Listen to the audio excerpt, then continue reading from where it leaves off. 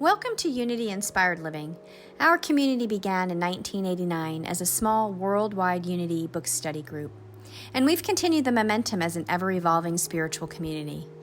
Each Sunday, you will find dynamic thought leaders delivering inspiring messages and talented musicians sharing sound healing through their melody.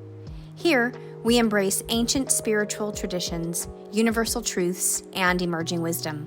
Let's check out this Sunday message. We're so grateful you've joined us. Good morning. My energy is totally inappropriate for the meditation time when I'm getting ready to come up here to talk. We might have to adjust our order because I'm always like bubbling up and it just feels like such a high coming off of a meditation. But it might work too. I'm so excited to be here. And I'm really excited about this theme because it's really very simple, but I think we forget. We forget that we are divine geniuses. So awakening the divine genius is simple, yet I believe it's a radically freeing possibility that maybe genius isn't something brilliant or out there or difficult, but it's really just about being true to yourself. And that makes it very simple. What if divine genius isn't held aside for the rare, select few that get a divine download, but rather for all of us? It's the normal, natural intelligence that emerges when we stop trying to be someone else or fit into some other kind of story or mold in some way to some arbitrary or systemic model that really doesn't fit us, but programs, conditioning, all of that. So what if your genius, your divine genius, isn't something to strive for, but something just to relax into and allow? And I call this the ease of your own design. So not ease as in life's always easy, because that's just ridiculous. But an ease of this inner coherence of, yes, this is me. This fits. I've got this. This feels good for who I am. So that kind of ease is spiritual. And it's simple things. So I was in the nail salon a couple weeks ago, and I do what I always do. French manicure. Every single time. No matter what. And I've been seeing my nail specialist for a while now, so she knows and doesn't ask anymore. But initially she used to ask every time I sat down, what color? What do you want to do today? And I'd say French manicure. I guess I'm boring. And one day Claire said to me, you're not boring, you're classy. And I said, you know what, Claire? Thanks for that reframe. Because the truth of it is that it's not boring. It's actually quite intelligent for me. It's quite creative for me. It is my divine genius to not have to deliberate over colors and styles and scroll Pinterest. That sounds like agony to me. So what happens is that this tiny decision frees up mental space for me to be clear, to open space for other things that, I want to put my time and energy toward. And I know what I like. I know what works for me. I know what feels good. And so it just allows me to put that aside and not have to put bandwidth into that. And whenever I choose ease, I choose peace. And peace is a form of love. So echoing back to A Course in Miracles, we're always only operating from one of two states, fear or love. And so every choice, every reaction, every tiny moment in our lives, we can choose contraction or flow. And they come from either of those two energies. So when I choose my French manicure, every time it brings me ease. It's not superficial. It's choosing love. It's honoring my design. So while I was sitting there, this woman came in, and she was loud and lively, and she was asking everybody in the whole salon. I mean, it felt sort of disruptive to me, but she was asking everybody in the whole salon, what color did you choose? What are you doing? What style? She's leaning over shoulders. Oh, that's a good idea. I might do that. And so different from me. She was polling the room. And I laughed because that's actually her genius, her divine design. She feeds on generating all these ideas, this social energy, this fun of gathering input, which would be a whole lot for me. Her design is very different from mine, but it's just as divine. It doesn't make it wrong or lesser. That's the spiritual point. Genius expresses differently through each one of us. We're all a unique expression. And it expresses through love, not fear. So it's helpful to remember that others' divine genius doesn't have to look like yours. You can honor and accept that it's their divine genius and it's not wrong. So what about packing? Some people pack their bags for trips in 5 minutes. My late husband used to do this. He'd pack a little tiny carry-on for 10 days to Europe in 10 minutes. I thought, that is not my ministry. I need a lot more time, a lot more planning, a lot more lists. I need to check weather in multiple cities and have a very thought-out plan. But that's not anxiety. It's not overthinking. It's my design. It's what brings me peace. It's what brings me ease. So, yeah, there are many who can throw a bunch of stuff into a bag and look perfect and flawless for a weekend. That's their design. And I honor that. They're both holy. They're both needed. They're both divine genius. So, again, just feel into the love-fear dynamic of those actions. So when I try to pack like that makes me feel rushed and tight, and that's in fear. And when I pack my way, I feel grounded and in love. So ease tells us something.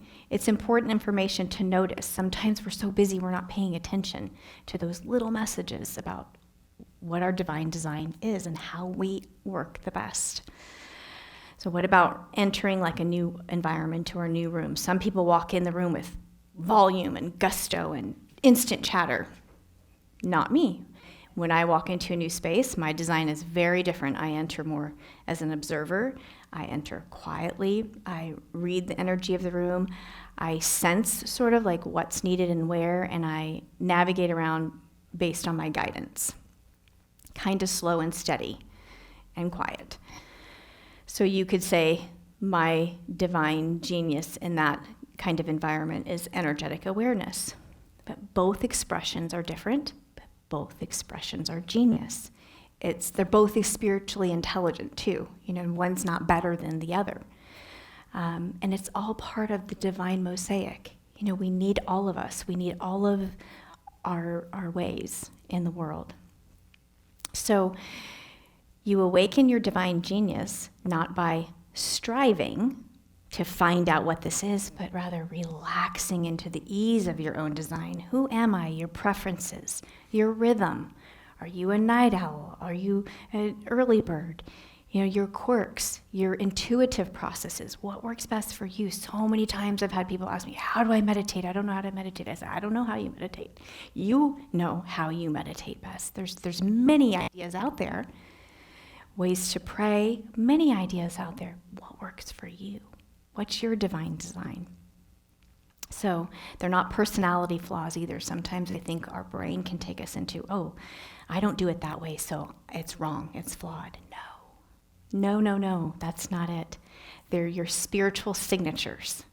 That's how I like to look at them. And when you honor them, you become a clear channel for that divine guidance or that divine download. You become the channel when you're embracing yourself and your truth. So the question becomes, if your divine genius is the ease of your own design, then how do you awaken it? How do you live from it? And how do you strengthen it every single day? So the first way, and I stand by this wholeheartedly, is speak in the vibration of your divine genius. I call this the why is it so easy method. So we know that words create worlds, but sometimes traditional affirmations don't work. I am healthy. I am successful. I am peaceful. I am wealthy. Now, I'm not knocking them. They sound good. The issue is that they can bump up against resistance in our psyche, in our soul. So that's why they're not always successful, because there's a conflict then within. We've talked about this before, and it's shifting into the feeling tone of the future you desire now, shifting into that feeling tone now. It's not forcing affirmations that you don't really believe. It's opening us up to new consciousness. So in my past, how I would work this is like a little hack. If you have ever talked to me on that level, I'm always like, I find hacks to figure this life out. And so I used to say, get to the closest feeling tone you can. So maybe it's this up here, I'm healthy, but you're like, no way, I've got all this stuff going on. Reach for the closest thing to healthy that feels true. I don't do that so much anymore. I have sort of a new thing I've taught in the last few years, and it's what I call, why is this so easy? So instead of just repeating the affirmations over, it's like, why is this so easy for me to hear God's guidance? Why is this so easy for me to be efficient and focused? Why is it so easy for me to eat healthy? Why is it so easy for my body to respond with so much vitality to everything? Why is it so easy for everything in my life to unfold with ease and grace? These questions bypass your ego. They bypass that resistance that might show up because you're asking a question. Can you hear it and feel that in the question? Why is it so easy that my life unfolds this way? Your subconscious begins to search for the evidence that matches the vibration of that question. You start to find the evidence to make that true. Why is it so easy that all I ever want to eat is, broccoli? Okay.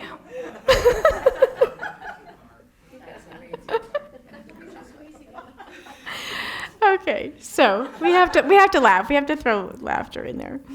So we're not forcing ourselves. The point is, it's how we activate this divine genius in our emotional state, in our mental state, in our vibrational state, in our soul, because we believe it, because what we seek we find, right? So we're like scanning. Okay, how is this true? How do we make this true? Versus, that's not true. I don't have vitality or whatever it is, So we just gently open the door for divine genius to emerge, to show up for us. So a second way I know to be true to awaken this divine genius is to follow our intuition in micro moments. A lot of times we think it's like, that big moment, we have to follow the intuition. No, the practice is in the micro moments all day long, and you have many of them. We just don't always notice them. So it's usually like a nudge or something slight. It's not usually huge. A knowing. Here's a very small but perfect example. I was with a friend recently, and he put out 2 pieces of candy, and he said, you can have a piece of candy. And I said, which one do you think I'll pick? And he said, the Kit Kat. And I said, no, I'm going to pick the Butterfinger. He goes, I knew it. I knew that was the one you were going to pick. That was my first thought. And so don't we do this? Don't you know? Haven't you done that before? It's like, I knew that. Why did I go with the second thing? It's because your intuition knows before your mind catches up, before there could be a question or a fear or a, maybe I'm wrong. Maybe, she wouldn't like that one, And so if you every time honor that first nudge, that inner whisper, that knowing that you knew it was the Butterfinger, You awaken your divine genius. You allow yourself to get more in tune with the voice within that knows all the answers. So divine genius doesn't always like show up as this brilliance. Sometimes it's simple. It just appears as that turn here, call her, try this, not that. Yeah, go that way. Slow down, breathe.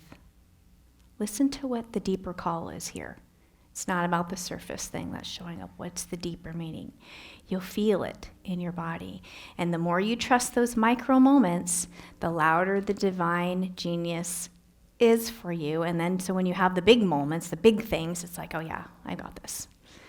I practice this every day. So ease is the barometer.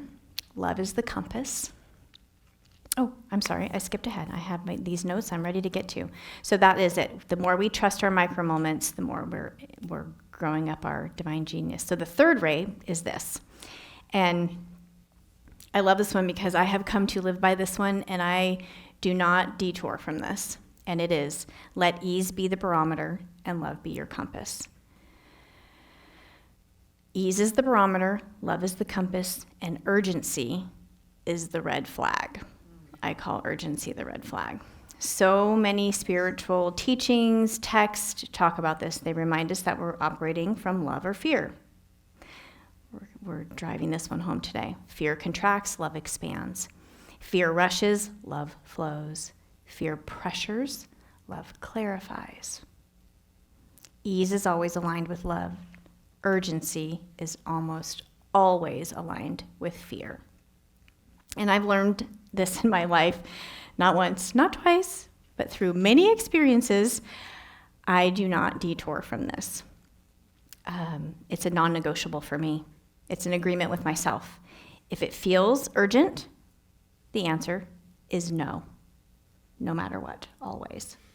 If a decision feels pressured, if someone needs an answer right now, if there's some sort of time limit, last chance, no. If my body tightens, if my mind narrows, it's another way that we can feel into divine genius, because I don't have to put all this mental strain on making this decision because it feels so urgent. It's just simply a no. So when we have that going on with the urgency, that's not divine genius, it is your amygdala. So let's just talk about neuroscience for a second. Urgency activates the amygdala. It's the part of the brain where it's the fear center. And so when that amygdala is activated, your prefrontal cortex goes completely offline. And that the prefrontal cortex is a part of your brain where you make decisions from, you have rational thought, you plan, your wisdom, your intuition. It just goes offline. So that is really not the time to be making a decision anyway. You can't really make a rational decision in that state. So that's why I say urgency is not spiritual clarity, it's biological self-protection. So just know that when those moments come about. So if it feels urgent, it's fear. If it feels spacious, it's love. If it's rushed or stressed, the answer is no. So the pest control guy at the door with the one-time deal for just today, I smile, I offer him a bottle of water, and it's no every time. Now, if it's something great, I'll read over it, and it'll be available tomorrow or another day. But right now is not the time to make the decision. That limited time offer for just the next 12 minutes, no. No. And we just had Black Friday, so I will say about Black Friday, you can hack it. I navigate Black Friday really well. I have a list. I know there's certain things, certain theaters that do like really great discounts for Black Friday shows. So have a list, be clear. You could use, these sort of urgent times to your advantage, but you don't have to get in the spiral of the urgency, like when you walk in a store and everything seems like a great deal. No, just have your list. Use it. Use your divine genius where you can. So urgency is almost never God's voice, because God is not about fear. So an undeniable and unquestionably calm, quick, no angst, suddenly clear, unequivocal, like hell yes feeling, sure, that can be God. But it's different than the urgency. So Spirit doesn't pressure in an unhealthy way. Divine genius does not panic. It's not that panic space. Love does not manipulate. Just remember that. Ease and alignment feels calm in the nervous system. Urgency is what misalignment feels like. So just know that, you can have a feeling of yes quickly, but it doesn't feel urgent from God. So, if you want to awaken your divine genius and you want some rules, they are: choose the path of ease, follow the tone of love, reject that uncomfortable urgency. Yeah, urgently move yourself from the burning building. Do that. Yeah, definitely do that. But don't allow that false urgency to derail you from your spiritual path, your spiritual knowing. And there's a difference, and you know that difference. Because divine genius doesn't come from that type of pressure. It just comes from being in the power and presence of God. And knowing you're held and things are unfolding. Boy, I have a big story. I wasn't going to tell, but for some reason it wants to be told. When I moved to this area in 2009, we had been looking for a house for a long time. We ended up putting an offer. It was an urgent thing. We were having a relocation from the company, and it had to be done by a certain time. And then it was all this, and my husband was going out of the country for like a month, so we had to do this quickly. It was all this urgency around it, and so we made an offer on this house, and he left to go to Kazakhstan. And I couldn't sleep. I felt sick. I just knew that this was a terrible decision. And fortunately, I didn't go forward with it. A lot of times, we'll just kind of suck it up, right? And we'll just go forward with something even though we kind of know, like, oh, this wedding wasn't best. But we pulled out of that, even though we could have lost our deposit. And I said, it's okay. We might lose the deposit, but I know this is not a great decision. And that day, we got out of that, and I said, okay, God, there's two home developers off of O'Hara, and I'm going to go to both of them and just see like which one feels right. And the first one I went into, their sales office was closed. So the second one I went into, they were open, and that's where we lived for the next 13 years. And I felt so at peace about it. But I knew, within 24 hours of that first decision, like this was not the right decision. And looking back through it all, it was just a series of urgent decisions, that had to be made right now or else. So, these things happen, and you've been there before too. So finally, awakening divine genius is choosing what brings you joyful efficiency. In your joy, your divine genius energizes you. It doesn't drain you. Like scrolling Pinterest for nail colors and designs would absolutely drain me. Other people, like my daughter, love to do that.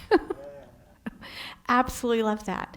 So paying attention to your specialness, to your uniqueness, is how you awaken your divine genius.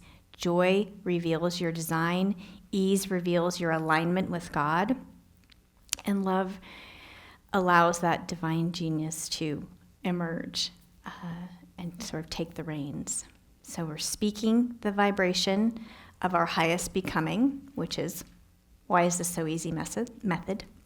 Listen to those micro moments where your intuition nudges you before fear can come in and interrupt, because that's what happens. Measure your alignment by the ease you feel in your body. Choose what brings you joy, because joy really is spiritual intelligence. It really is divine mind, divine intelligence. And remember that everything is going to come from fear or love. So choose love. Divine genius isn't something we're chasing or trying to attain. It's really just something we're allowing, and we're noticing, and we're getting better and better at attuning to.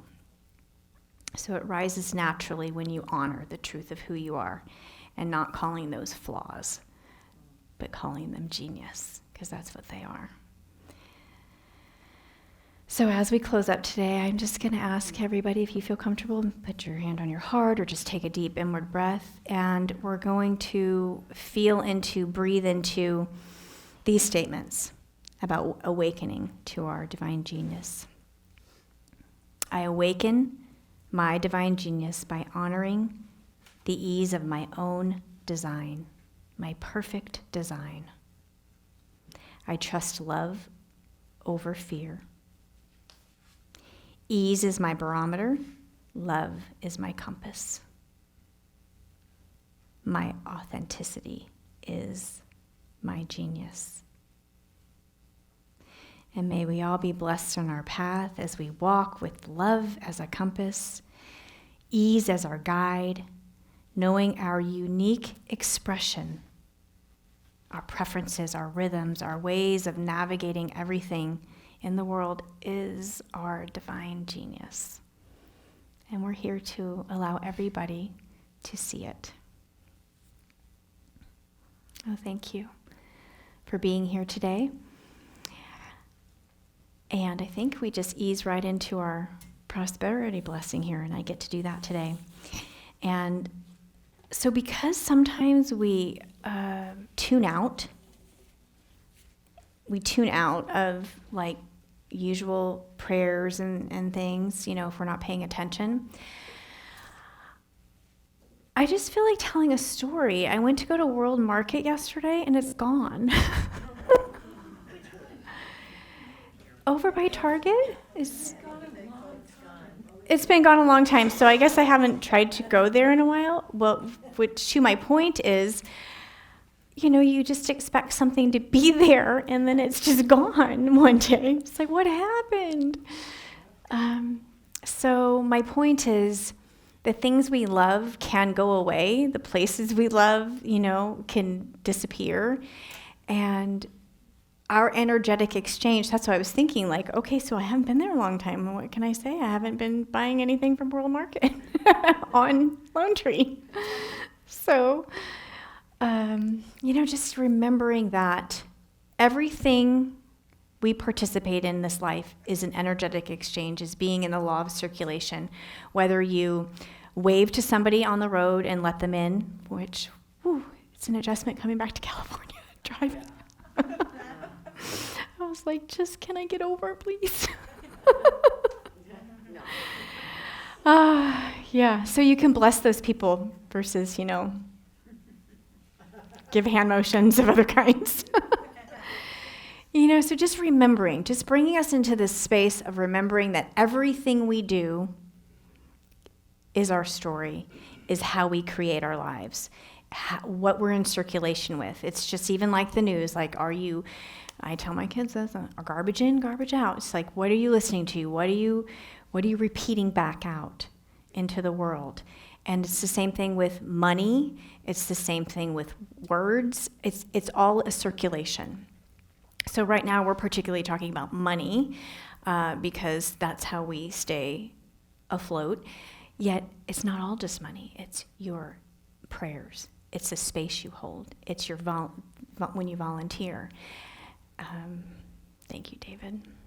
So much goes into creating our space. So I just want to take this moment to acknowledge our abundance and continue to energize our abundance and our well-being, and know that we are prosperous.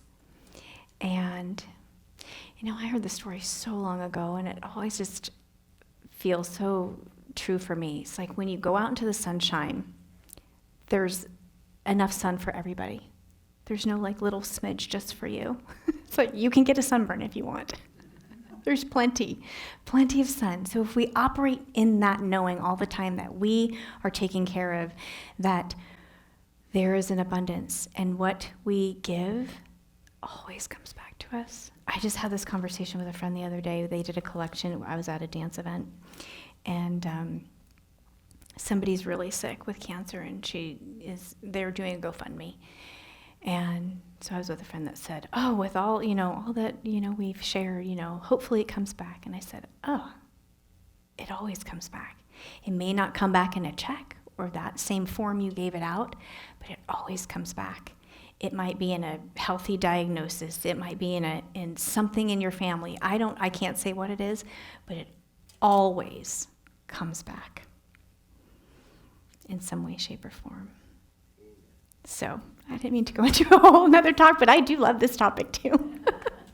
So I think right now I'm inviting Dave up for a reminder about our end of year campaign giving, and then we'll do our collection. And then Dusty, we'll have you come up.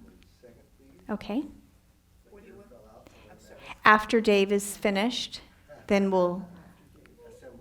And also, so I know that so many of you give online through, PayPal and Zelle. So when the bowl comes around, just bless it. Just pour in your love. It matters. It makes a difference. It really does. Really, really does. Thank you, Dave. Hello. Hello.